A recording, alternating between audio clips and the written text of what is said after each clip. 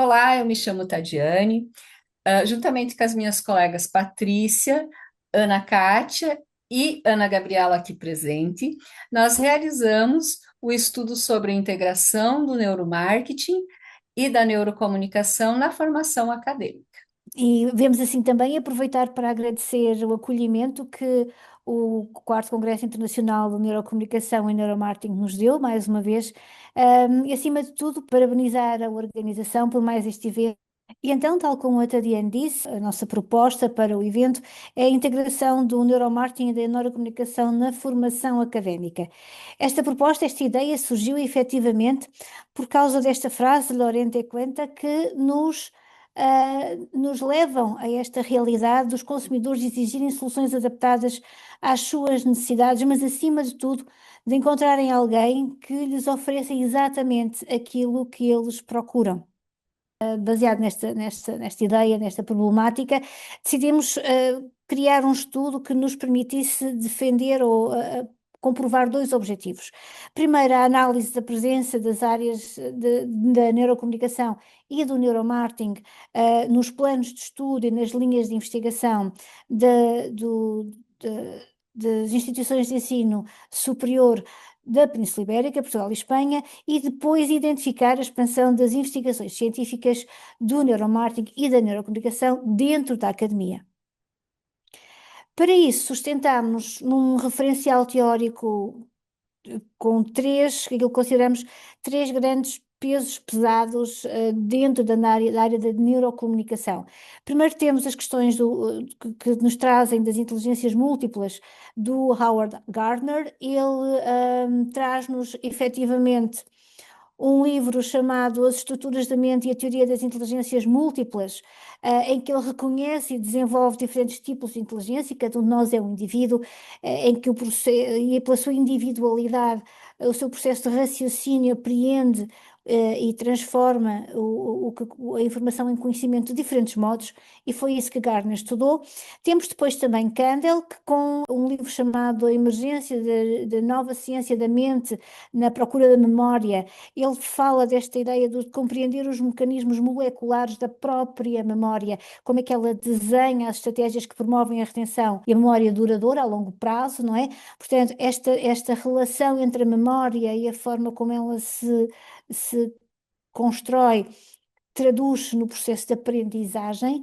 E depois, para completar este trio, trouxemos as questões da metodologia, uma metodologia incisiva que é desenhada por Egolf, que a partir da sua obra ela faz um destaque mais incisivo sobre as questões da neurocomunicação como um método para aprender e optimizar os comportamentos comunicativos.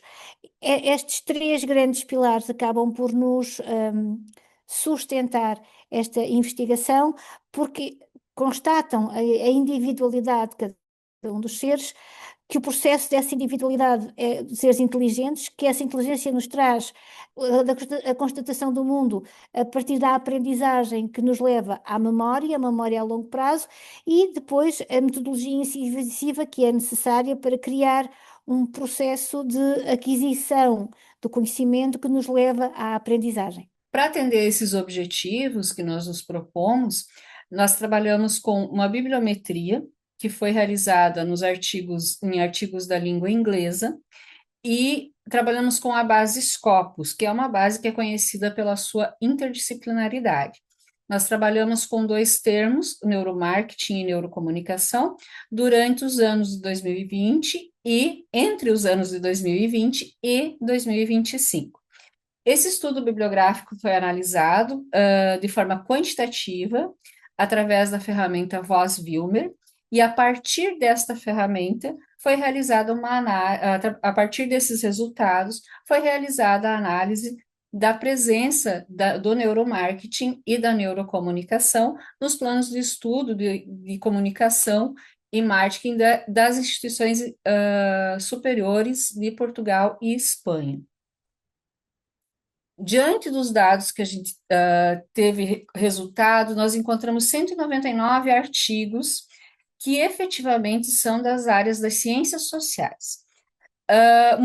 Alguns artigos se repetem, né? Então, áreas como computação, economia, são artigos que, além de ser da área social, também destacam, além de serem das ciências sociais, também destacam essas áreas de conhecimento. Isso nos levou a uma análise temporal, né, com relação entre os anos de 2020 e 2025, onde se verificou um grande crescimento de 87,5%, trazendo uma grande escala de crescimento. Embora lá no ano de 2023 tenha tido uma baixa, uma pequena baixa, né, o que também não se verificou numa retomada já no próximo ano de 2024. Esses dados revelaram também que a Espanha estava em primeiro lugar, né, com cerca de 33 artigos com essa temática, seguido pelo Reino Unido e pelos Estados Unidos. Portugal, nesses indicadores, tem 5 artigos com a temática procurada. Esse mapa de rede é um mapa gerado a partir da ferramenta Voss-Wilmer, e com ele é possível identificar clusters de interesse. Esses clusters de interesse apareceram aqui como neuromarketing, mais relacionado à questão, né, diretamente relacionado ao marketing. Também houve um cluster azul, que vocês podem ver aqui, mais voltado para a questão da sustentabilidade, e um terceiro voltado para a comunicação. Nesse sentido, nós escolhemos, a partir desses clusters, percebemos que o cluster que tinha neuromarketing e neurocomunicação juntos era o cluster da comunicação. Dito isso, avançamos com a nuvem de palavras, com 13 artigos que tinham essa palavra-chave comunicação. Diante disso, nós selecionamos esses 13 artigos e verificamos que, diante da interdisciplinaridade que o campo oferece, nós conseguimos detectar 4 artigos que são exclusivamente das ciências da comunicação. A partir desses artigos, nós tivemos a confirmação de que existe uma pesquisa dessas áreas. Diante disso, a gente avançou e fomos buscar nos cursos, né, de ciências da comunicação, como é que esses termos aparecem nas descrições ou mesmo nos planos de aula, nas disciplinas dos cursos. Foram analisados, então, no total, 114 cursos, dos quais 55 em Espanha e 59 em Portugal. Esses cursos, então, foram categorizados de acordo com categorias que foram emergindo na análise de dados, como marketing e publicidade, que é a principal área aqui dessa análise de cursos, né? Embora também todos os outros tenham representatividade. Com isso, nós chegamos aos resultados, né, que nos mostraram efetivamente que, dos cursos analisados dentro das categorias, 8,8%, 10 cursos, que representam 10 cursos, possuem alguma conexão, alguma palavra correlata com as áreas da neurocomunicação e do neuromarketing.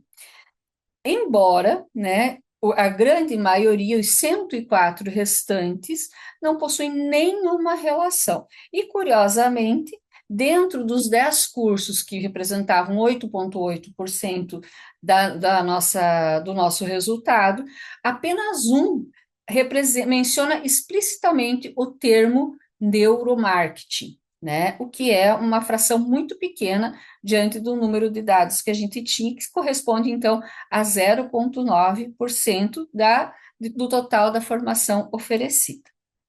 Agora eu passo a palavra novamente à minha colega Ana Gabriela, para ela continuar com as nossas conclusões. Obrigada, Tatiana. E o que aconteceu aqui foi que, a partir destas conclusões que a Tatiana acabou de demonstrar, nós chegámos a duas grandes linhas de conclusão, por assim dizer. Esta primeira linha, é que, independentemente da academia investigar cada vez mais o neuromarketing e a neurocomunicação, ainda não se percebeu, a partir dos planos curriculares, como a linha da neurocomunicação e do neuromarketing reforça a profissionalização dos estudantes de saída em favor de um mercado cada vez mais digital, mais tecnológico e muito mais ainda agora impactado com a inteligência artificial em qualquer aspecto da nossa vida. A segunda linha de conclusões tem essencialmente, é uma linha mais abrangente, e tem essencialmente a ver com esta correlação entre os desafios sociais e a urgência pedagógica. Esta linha nasceu a partir do perfil do consumidor, daquele consumidor desta nova sociedade digital. Então, esta relação dos desafios sociais com a urgência pedagógica são esta brecha educativa que pode vir a comprometer a preparação dos profissionais para satisfazer as exigências do mercado, impulsionado pelos dados e orientado para a ciência, mas uma ciência que permite as questões da empregabilidade e que vai permitir capacitar estes estudantes para essa noção de adaptabilidade e da percepção, com os conteúdos cada vez mais individuais. E, ao mesmo tempo, a alienação entre a formação tradicional e a evidência da neurocientífica da comunicação que é trazida já por este nicho da neurocomunicação e do neuromarketing. Esta relação cria esta urgência pedagógica de dar espaço a esta percepção que os investigadores já tiveram, desta necessidade de mercado. Estas são as nossas referências bibliográficas e podemos dizer de novo o nosso muito obrigado, por nos acolherem e até muito em breve, na próxima edição do Congresso. Obrigada mais uma vez. Obrigada.